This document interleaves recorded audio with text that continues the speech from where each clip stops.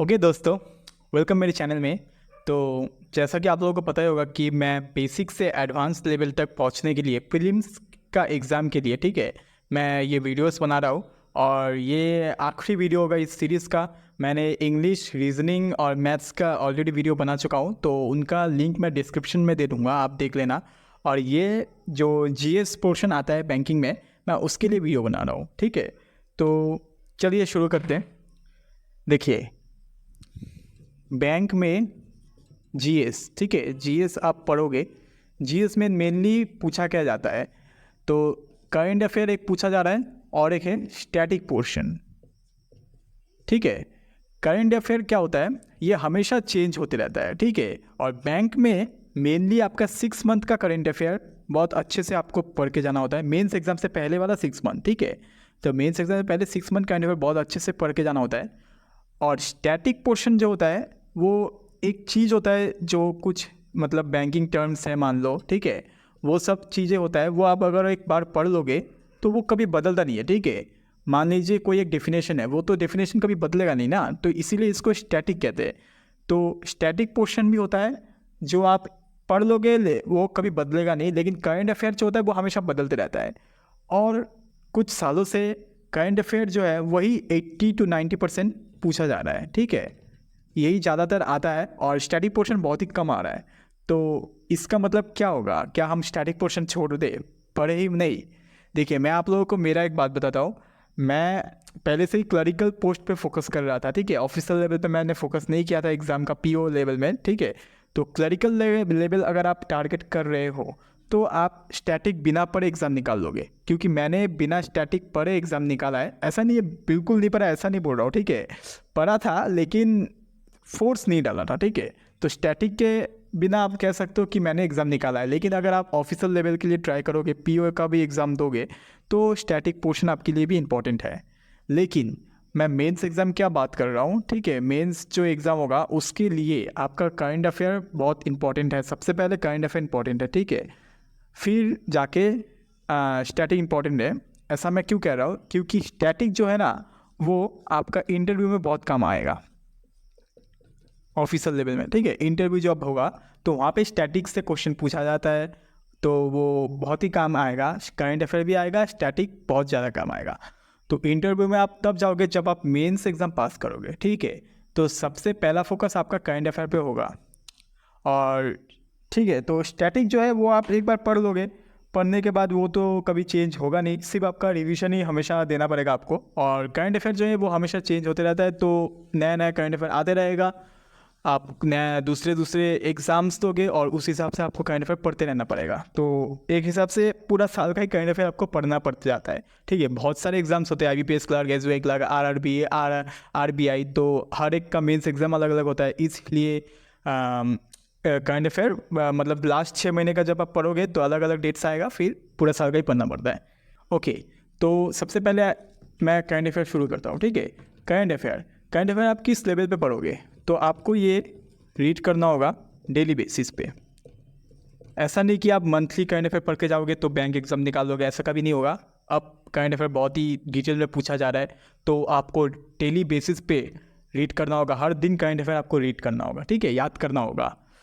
और सोर्सेज का बात करें तो मैं जो सोर्स फॉलो करता था वो था एफर्ट्स क्लाउड। एफर्ट्स क्लाउड मैं फॉलो करता था, आप एफर्ट्स क्लाउड फॉलो कर सकते हो। फिर अट्टा 247 जो होता है, अट्टा 247 फॉलो कर सकते हो। ऑलिव बोट फॉलो कर सकते हो।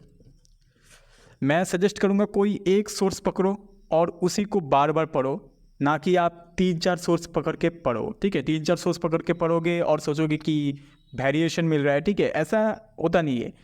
आपको कोई एक और टाइम भी नहीं मिलता है, ठीक है। तो कोई एक सोर्स पढ़ो और उसी को बार बार रिवाइज करो, तो चीज़ें आपको याद रहेगा। ज़्यादा पढ़ के कोई फ़ायदा नहीं है, एग्ज़ाम में जाके फिर कंफ्यूजिंग क्वेश्चन आएगा और आप भूल ही जाओगे। तो उससे अच्छा है एक क्वेश्चन, एक सोर्स पकड़ो और उसको बार बार रिवाइज करो। इतना बार रिवाइज करो कि मतलब एग्ज़ाम में देखते ही आपका याद आ जाए, ठीक है। तो ये मैंने बता दिया। एफएस क्लाउड जो मैंने बताया ना, इसका एक पीडीएफ आता था, Q&A, मैं वो पढ़ा करता था। लेकिन उसमें जो वन लाइनर होता है, वन लाइनर नहीं पढ़ता था। वन लाइनर पढ़ता था मतलब सिर्फ वन लाइनर नहीं, उसके अंदर फिर डिटेल में पॉइंट्स भी दिया रहता था, उनको भी मैं पढ़ता था जो जो इंपॉर्टेंट होता था, ठीक है। और एक होता है डिटेल में इसका, और एक PDF आता है, मैं वो नहीं पढ़ता था क्योंकि वो थोड़ा ज़्यादा बड़ा लगता था मुझे, तो मैं Q&A की पढ़ता था, लेकिन उसका भी जो डिटेल में दिया रहता है उसको भी पढ़ता था। तो आप ये भी पढ़ सकते हो, और बाकी मैंने आपको और भी सोर्सेज बताया, तो करंट अफेयर के लिए इतना ही काफ़ी है, ठीक है।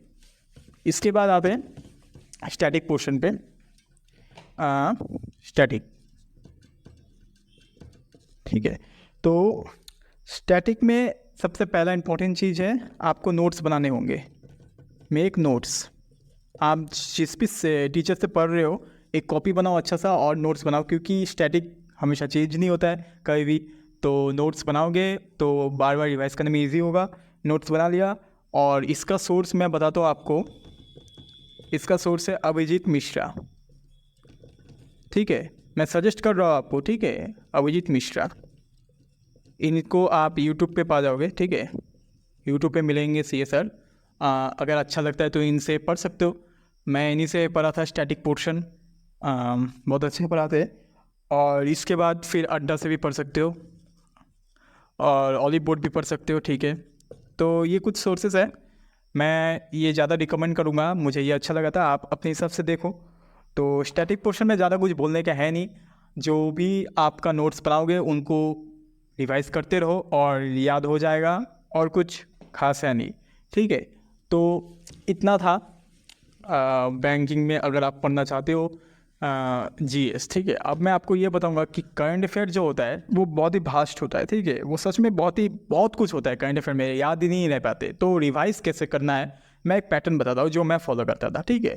तो करंट अफेयर जो है वो मैंने आपको बताया कि डेली बेसिस पे पढ़ना है, और बहुत कुछ होता है। तो मैं, अगर आप आज से शुरू कर रहे हो तो आज का जो करंट अफेयर है वो आपने पढ़ लिया, और ऐसा मत सोचना कि करंट अफेयर बहुत जल्दी जल्दी पढ़ लोगे। मुझे सुबह मैं स्टार्ट करता था, मान लो 9 बजे पढ़ने बैठता था, और दोपहर हो जाता था, 1 बज जाता था मान लो, ठीक है। तो इतना जल्दी करंट अफेयर मतलब जल्दी जल्दी में मत करो, क्योंकि आप प्रीवियस जो डेज है उसको भी रिवाइज करोगे, फिर आज का करंट अफेयर पढ़ोगे, और मतलब टाइम लगता है, ठीक है, याद करने में टाइम लगता है।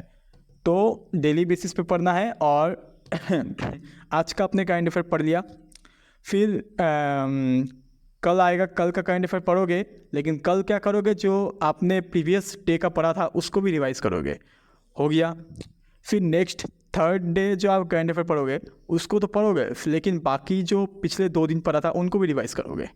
फिर चौथे दिन पढ़ोगे, चौथे दिन आप पढ़ लिया, फिर जो प्रीवियस डे था उसको रिवाइज करोगे, उसके पहले वाला जो था उसको भी रिवाइज करोगे, फिर लेकिन पहला वाला दिन छोड़ सकते हो, ठीक है। फिर 5th डे जब आप पढ़ोगे तो ये प्रीवियस ईयर हमेशा रिवाइज करोगे, ठीक है, इसके पहले वाला भी रिवाइज करोगे, फिर पहला 2 छोड़ सकते हो, ठीक है। लेकिन 6th डे जब आओगे तब क्या करना है, प्रीवियस से रिवाइज करोगे, उसके पहले वाला दिन रिवाइज करोगे, तब आप इसको छोड़ सकते हो, लेकिन एकदम शुरुआत में जो पढ़ा था उसको रिवाइज करोगे, ठीक है। तो मेरा कहने का ये मतलब है कि आप डेली का डेली करंट अफेयर पढ़ते जाओगे, और साथ ही में जो प्रीवियस आप डेज पढ़ रहे हो उनको भी रिवाइज करते करते जाओगे, ठीक है। तो इसी चीज़ में आपका ज़्यादा टाइम जाता है कि रिविज़न।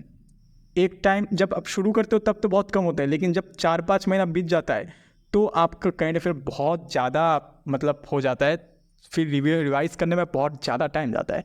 लेकिन ये टाइम वर्थ होगा, आप टाइम दो, रिवाइज करो, और करंट अफेयर आप जब इतना अच्छे से रिवाइज करके जाओगे तो एग्ज़ाम में क्वेश्चन आपको कॉमन मिलेगा ही मिलेगा, ठीक है। तो मेरा भी करंट अफेयर में बहुत टाइम जाता था, तो इससे घबराना नहीं है, करंट अफेयर पे टाइम दो। और इतना ही था बोलने के लिए, ठीक है। इस वीडियो में GS पोर्शन में करंट अफेयर और स्टैटिक आएगा, मैंने बता दिया आपको कि कैसे आपको करना है। अगर आपको कोई भी अभी क्वेश्चन है तो आप कमेंट में करो, ठीक है, कमेंट करो, मैं आंसर देने का कोशिश करूँगा। तो इस वीडियो में इतना ही, मिलते हैं नेक्स्ट वीडियो में, थैंक यू।